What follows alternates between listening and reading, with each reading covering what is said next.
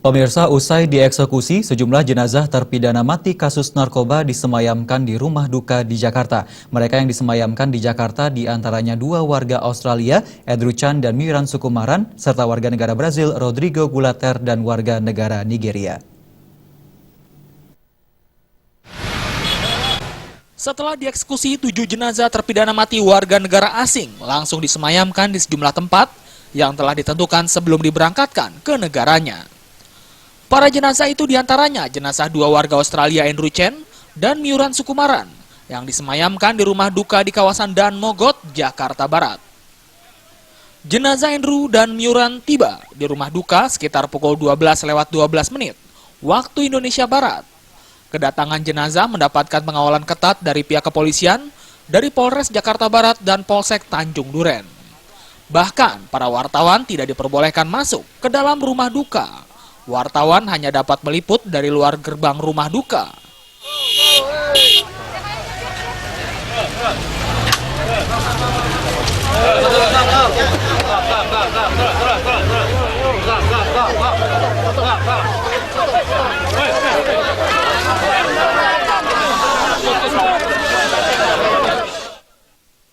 Selain Andrew dan Miran, jenazah terpidana mati lainnya yang juga disemayamkan di rumah duka adalah warga Brazil Rodrigo Gularte.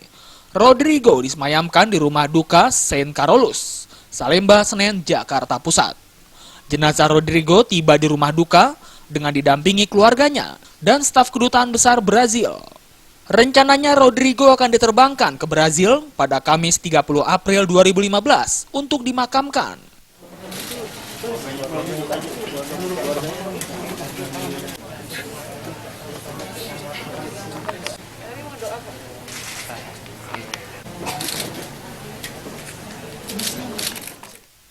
Sama dengan Rodrigo, jenazah terpidana mati asal Nigeria, Sylvester Obikwe Nwolise, rencananya akan diterbangkan ke Nigeria pada Kamis 30 April 2015.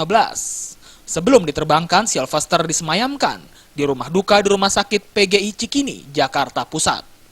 Istri dan kerabat Sylvester yang hadir di rumah duka langsung menangis saat jasad Sylvester yang dibungkus peti mati tiba di rumah duka.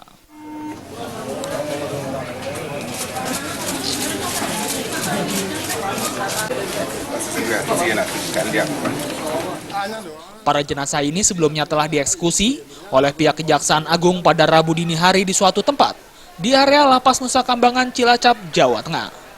Eksekusi dilakukan setelah upaya hukum para terpidana mati kandas di pengadilan. Dari Jakarta, Tim Liputan melaporkan. Pemirsa, kami masih memiliki informasi